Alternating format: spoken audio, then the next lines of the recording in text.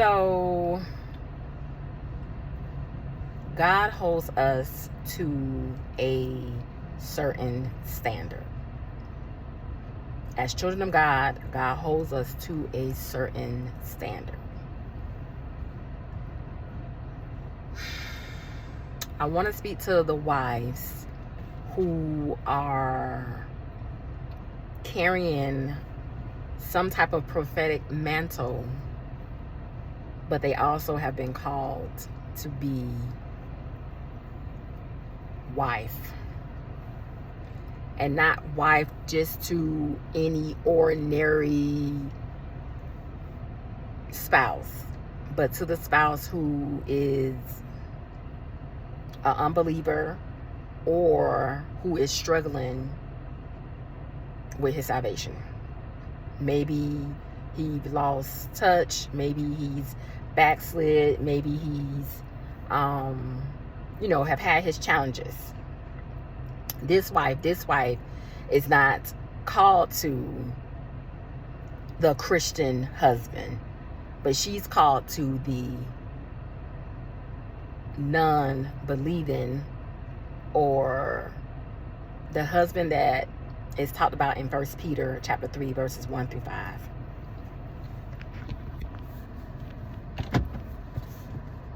God holds us to a certain standard. He commands us to love. But sometimes loving can be complicated when you are assigned to love an unbeliever, or a person who is struggling in their faith, or has backslid, or has fallen short. When you have the mantle of some type of prophetic gifting, there are just certain things you cannot overlook, right? There are just certain things you cannot ignore. There are just certain unctions that the Lord give you that you can't just turn your head on. And I talked about this a couple of days ago out of the book of Revelation, chapter 2, verse 20, when it says, God said, there's this one offense I have against you. And that offense is that you have tolerated this woman Jezebel. Too many wives who are carrying the mantle of prophetic, some type of prophetic gift, are trying to place themselves in a category that they are not aligned with. They're trying to be the average wife. This is my husband. We go to church. We date. We do things together. We pray together. We may hang out in clubs together. This is not this type of wife. This is not this type of wife. God is holding you, wife, with a specific obligation. Yes, you are there to honor your husband and to submit and to respect him and to love him. But there is there is another part of your assignment. Not even to just cover him, right? Part of your assignment is that God reveal things to you, show you things, expose things to you that you cannot just ignore because I don't want to mess up a good day, or I don't want to mess up a happy moment, or I don't want to ignore, I want to ignore that thing so we can continue on with our life as usual. You cannot. you cannot. One of the things I have struggled with the most as being wife in prophetic is trying to learn when to put on this hat and take that hat off, and when to put on this hat and take that hat off. But then there are some times when God has me where I am literally in a position, in place where I have to wear both hats. Yesterday in my small group, one of the ladies said something that stood out. Not only is God calling a lot of women into a role of leadership at this time, but what I've discovered is leadership as a wife is the co-signer as his helper. Wife, you are called to be your husband's helper. And sometimes, even with you being his helper, you have a attachment, that mantle that God has given you, a gift that God has given you, where there are certain things you can't just slide up under the rug. There are certain things that you just cannot ignore. Too many wives are settling for bad behavior, disrespect, dishonor, mental and emotional abuse, because they feel like he's my husband, I have to submit to him, I have to submit to, what he got going on, so that we can continue to do life as usual. You cannot. You cannot. The saying is true. Sometimes you do have to teach people how to treat you. And it doesn't mean that you're trying to control. It doesn't mean that you're trying to mess up a happy moment or a happy day. But God holds us to a certain standard. And because he holds us to a certain standard, we cannot respond like the average wife. Not when we have an attachment of prophetic attached to us, or leadership. A leadership that may be a gift of a prophetic, some type of prophetic gift. God said, keep loving him.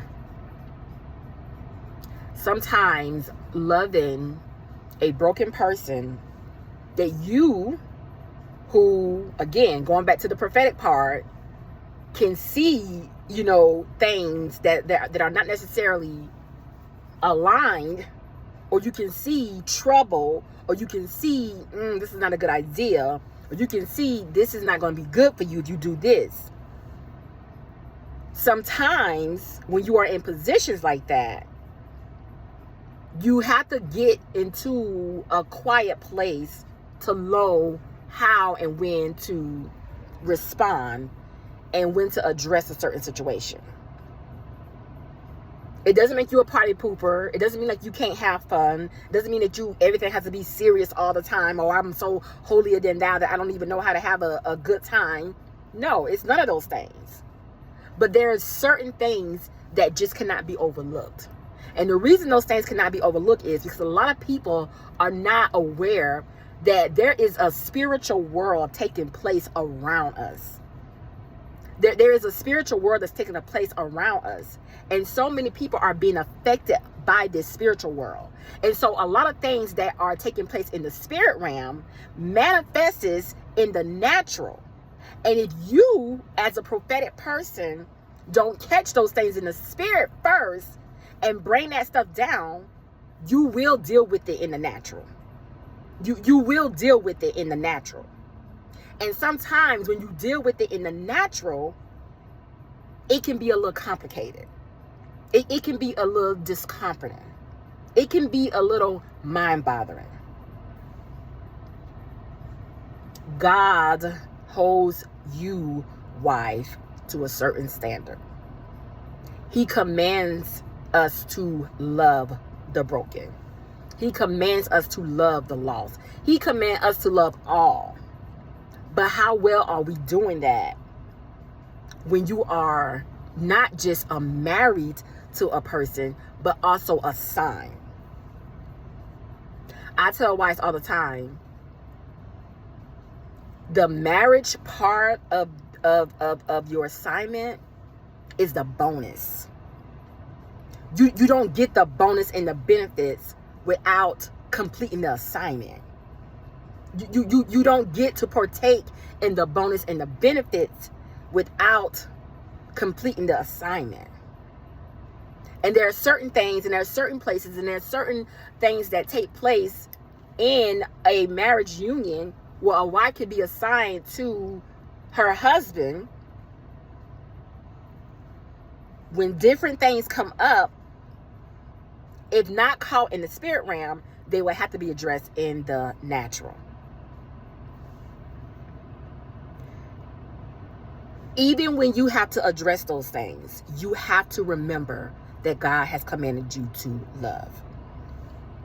Sometimes confrontation, correction, realignment can be difficult.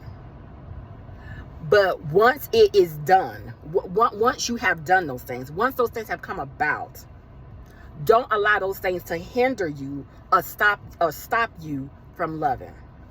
Because at the end of the day, God is commanding us to love. You cannot be in this type of assignment, called to this type of mantle, if God has not poured his love into you so that you can pour into others. You cannot be on this type of assignment. One of the biggest parts of the prophetic is to love God's people. Even your husband who may have wronged you, even your husband who may have mistreated you, even your husband who may have dishonored you, even your husband who don't sometimes know how to speak with you. I'm not telling a wife to settle for his behavior or settle for what he's saying or doing.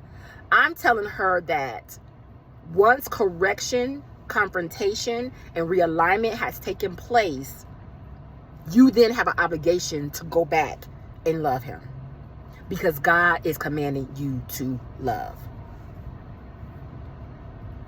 Keep loving him, because loving him is an action word. It's not necessarily the emotional part. It's action. He needs to see, even though I messed up, even though I'm not right, even though I do some bad things, she still loves me. God is calling you to love wife. Keep loving him.